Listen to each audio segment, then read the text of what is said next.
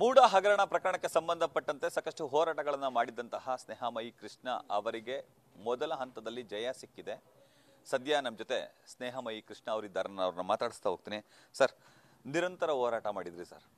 CM ಸಿದ್ದರಾಮಯ್ಯನವರು ತಪ್ಪೆಸಗಿದ್ದಾರೆ ಅಂತಲೇ ಸದ್ಯಕ್ಕೆ ಒಂದು ತೀರ್ಪು ಪ್ರಕಟ ಆಗಿದೆ. ಆತ್ಮತೃಪ್ತಿ ಇದೆಯಾ ಸರ್? ಖಂಡಿತವಲ್ಲ ಸರ್. ನಾವೇನು ಆರೋಪ ಮಾಡಿದ್ವಿ ಅದು ಸುಳ್ಳು ಆಗಿದೆ ಅಂತೇಳಿ ಸಿದ್ದರಾಮಯ್ಯ ಮತ್ತು ಅವ್ರ ಬೆಂಬಲಿಗರು ಭಾಳ ರಾಜ್ಯ ಸುಳ್ಳುಗಳನ್ನು ಹೇಳ್ತಾ ಇದ್ರು. ಆದರೆ ಇವತ್ತು ಎರಡು ನ್ಯಾಯಾಲಯಗಳು, ಒಂದು ಮಾನ್ಯ ಉಚ್ಚ ನ್ಯಾಯಾಲಯ ಮತ್ತು ಇನ್ನೊಂದು ಜನಪ್ರತಿನಿಧಿಗಳ ವಿಶೇಷ ನ್ಯಾಯಾಲಯ ಏನು ಆದೇಶ ಮಾಡಿದೆ. ಸೊ ಇದನ್ನು ನಮ್ಮ ಹೋರಾಟಕ್ಕೆ ಬಲ ಬಂದದ್ದಾಗಿದೆ. ಆದರೆ ನಾವು ಏನು ಆರೋಪ ಮಾಡಿದ್ವಿ ಅದು ಮಾನ್ಯ ನ್ಯಾಯಾಲಯಕ್ಕೆ ಗಮನಕ್ಕೆ ತರೋದ್ರಲ್ಲಿ ಯಶಸ್ವಿಯಾಗಿದ್ದೀವಿ. ಹೀಗಾಗಿ ಇದೇ ರೀತಿ ನಾವು ಮುಂದಿನ ಹೆಜ್ಜೆಗಳನ್ನು ಕೂಡ ಯಶಸ್ವಿಯಾಗಿ ಇಟ್ಟು ಈ ಪ್ರಕರಣಕ್ಕೆ ಒಂದು ತಾರ್ಕಿಕ ಅಂತ್ಯವನ್ನು ತರೋದಕ್ಕೆ ಎಲ್ಲ ಪ್ರಯತ್ನ ನಾವು ಮಾಡ್ತೀವಿ ಸರ್. ಆರಂಭದಿಂದಲೂ ಕೂಡ ಸಾಕಷ್ಟು ಟೀಕೆಗೆ ಒಳಪಡಿಸಿದ್ರು ಸರ್ ನಿಮ್ಮನ್ನ.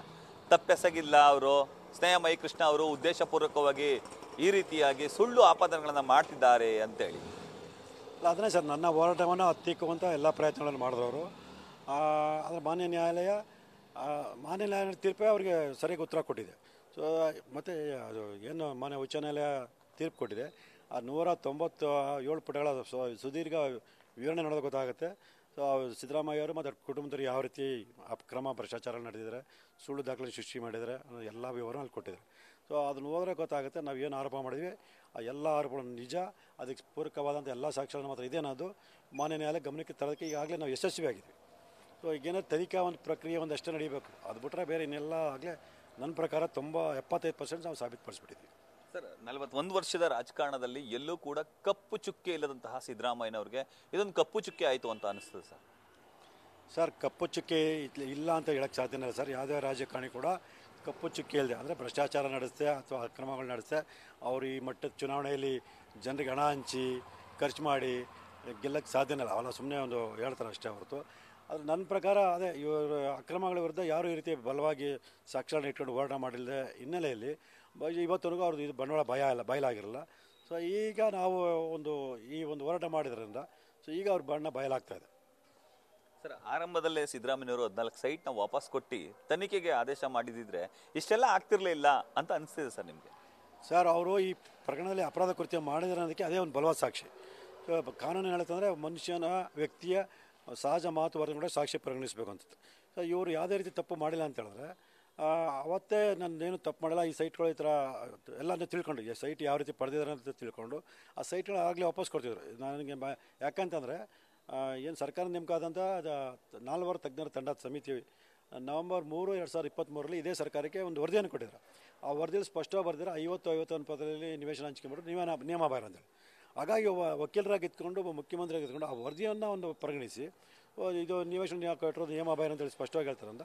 ಸೊ ಈ ನಿವೇಶನ ವಾಪಸ್ ಕೊಡ್ತೀವಿ ಅಂತ ಹೇಳಿದರೆ ಅವ್ರ ವ್ಯಕ್ತಿತ್ವ ಇನ್ನೂ ಜಾಸ್ತಿ ಆಗ್ತಿತ್ತು. ನಾವು ಇಷ್ಟೊಂದು ದೊಡ್ಡ ಮಟ್ಟದಲ್ಲಿ ಹೋರಾಟ ಮಾಡೋಂಥ ಅವಶ್ಯಕತೆ ಕಂಡು ಬರ್ತಿಲ್ಲ ಅನ್ಸುತ್ತೆ.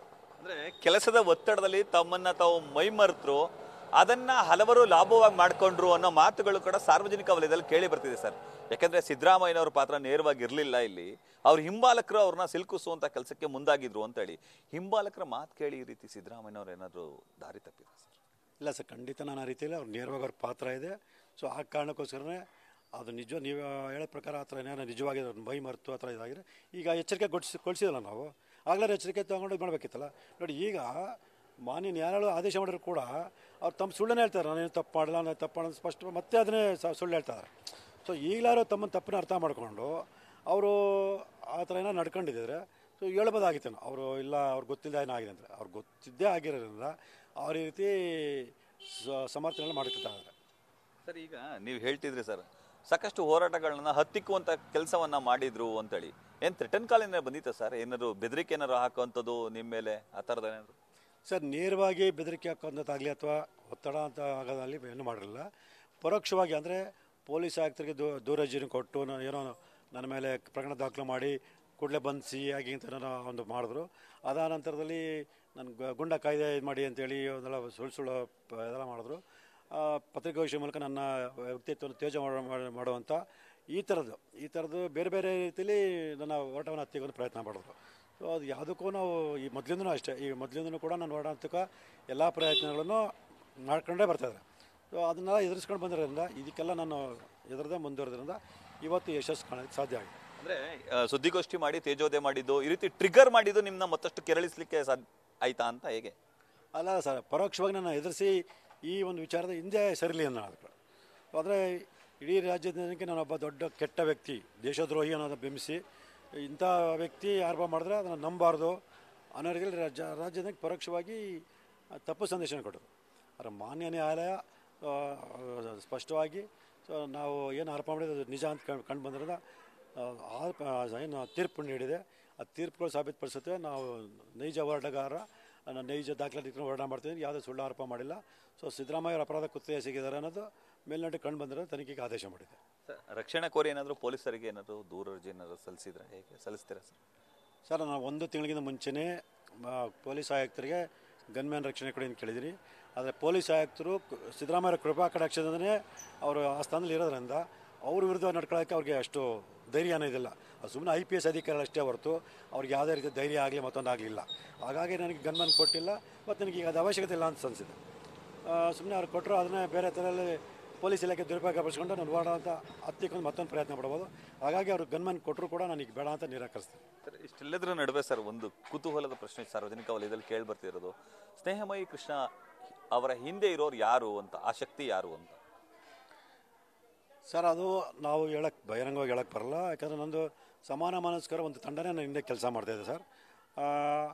ಮತ್ತು ಅದನ್ನೆಲ್ಲ ನಾವು ಬಹಿರಂಗಪಡಿಸ್ತಾ ಹೋದ ಬೇರೆ ಬೇರೆ ಥರದ್ದು ಹೋಗುತ್ತೆ. ಯಾಕಂದರೆ ಅವರ ಜೀವಕ್ಕೆ ಏನು ನನ್ನ ಹಿಂದೆ ಇದ್ದಾರೆ ಅವ್ರ ಜೀವಕ್ಕೆ ಅಥವಾ ಅವರ ಒಂದು ಬೇರೆ ಥರದ ತೊಂದರೆಗಳು ಆಗೋ ಸಾಧ್ಯತೆ ಇರುತ್ತೆ. ಹಾಗಾಗಿ ಒಂದು ಸಮಾನ ಮನಸ್ಸು ಶಕ್ತಿ ಇದೆ ಸರ್. ಆ ಶಕ್ತಿಗಳ ಕೆಲಸ ತಾನೇ ಕೆಲಸ ಮಾಡ್ತೀವಿ ಅಂದರೆ ಇವೆಲ್ಲ ನಾನು ಸಾಧ್ಯ ಯಶಸ್ಸು ಗಳಿಸೋಕ್ಕೆ ಸಾಧ್ಯ ಆಗಿದೆ. ಸರ್, ನಿಮ್ಮ ಹೋರಾಟಕ್ಕೆ ಕುಟುಂಬದ ಪ್ರೇರಣೆ ಅಥವಾ ಸಪೋರ್ಟ್ ಹೇಗಿದೆ ಸರ್? ಸರ್, ಕುಟುಂಬದವರಿಗೆ ಮೊದಲನೇ ದಿನಗಳಲ್ಲಿ ಆತಂಕ ಇತ್ತು. ಸೊ ನಮ್ಮ ಶ್ರೀಮತಿ, ನಮ್ಮ ಮಕ್ಕಳು, ನಾವು ಎಲ್ಲರೂ ಕೂಡ ಬೇಡ, ಇದು ತುಂಬ ಸುಮ್ಮನೆ ನಮ್ಮ ಇದಕ್ಕೆ ಕುಟುಂಬಕ್ಕೆ ಅಥವಾ ಜೀವಕ್ಕೆ ಏನೋ ತೊಂದರೆ ಆಗ್ಬೋದು ಅಂತೇಳಿ ಆತಂಕ ಪಡಿಸಿದ್ರು. ಸೊ ನಾನು ಅವ್ರಿಗೆ ಮನವರಿಕೆ ಮಾಡಿಕೊಟ್ಟೆ. ನಾವು ಅದೆಲ್ಲ ಎದುರ್ಕೊಂಡು ಈ ಥರ ಸುಮ್ಮನೆ ಇದ್ದರೆ ಸೊ ಸಮಾಜ ಹೆಂಗೆ ಹಾಳಾಗುತ್ತೆ, ಸಮಾಜ ಹಾಳಾದ್ಮೇಲೆ ನಾವು ಈ ಕುಟುಂಬದ ಯಾವುದೇ ಕುಟುಂಬ ಆಗಲಿ ನಿಮ್ಮದಿಗೆ ಬದುಕೋಕ್ಕೆ ಸಾಧ್ಯ ಅಲ್ಲ ಅನ್ನೋದು ಹಲವಾರು ಉದಾಹರಣೆ ಸಮೇತ ಅವರಿಗೆ ಮನವರಿಕೆ ಮಾಡಿಕೊಟ್ಟ ಮೇಲೆ ಸೊ ಈಗ ಅವರು ನಮ್ಮ ಬೆಂಬಲಕ್ಕೆ ನಿಂತಿದ್ದಾರೆ. ನಿಮ್ಗೆ ಯಾಕೆ ಬೇಕು ಈ ಊರು ಸಾಬರಿ, ಆರಾಮಾಗಿ ಮನೆಯವ್ರ ಜೊತೆ ನೆಮ್ಮದಿಲಿರಿ ಅಂತ ಯಾವಾಗಲೂ ಹೇಳಿಲ್ಲ ಸರ್? ಅದೇ ಸರ್, ಹೇಳಿ ಅದು ಬೇಡ ಅಂತೇಳಿ ಇದು ಮಾಡ್ತಾ ಇದ್ದಾರೆ. ಸೊ ಅದಕ್ಕೆ ಹೇಳಿದ್ರೆ ಈ ಥರ ನಾವು ಮಂತವರು ಕೂಡ ಹೋರಾಟ ನಿಲ್ಲಿಸಿದ್ರೆ ಈ ಸಮಾಜ ಈಗಾಗಲೇ ಎಷ್ಟು ಕೆಟ್ಟದಾಗಿ ವ್ಯವಸ್ಥೆ ಇದಾಗಿ ನಿರ್ಮಾಣ ಆಗಿದೆ. ಸೊ ನಾವು ನಮ್ಮಂತರು ಕೂಡ ಪ್ರಶ್ನೆ ಮಾಡೋದು ಇನ್ನೂ ಯಾವ ರೀತಿ ಆಗುತ್ತೆ. ಸೊ ಅದನ್ನೆಲ್ಲ ಉದಾಹರಣೆ ಕೊಟ್ಟ ನಂತರ ಅವರು ಕೂಡ ಅದು ಒಪ್ಕೊಂಡಿದ್ದಾರೆ. ಇಷ್ಟೆಲ್ಲದರ ನಡುವೆ ಸರ್ ನಿಮ್ಮ ಮುಂದಿನ ನಡೆ ಹೋರಾಟ ಹೇಗಿರುತ್ತೆ ಸರ್?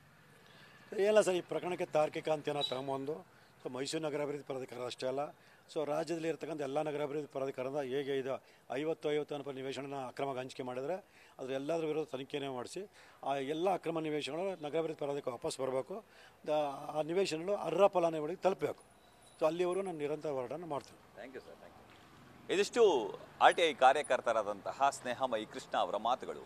ಕ್ಯಾಮ್ರಾಮನ್ ವಿನಯ್ ಜೊತೆ Ravi Pandavapura, news first, Mysuru. News first, ನಿರ್ಭೀತಿಯಿಂದ ನಿಮ್ಮ ಪರವಾಗಿ.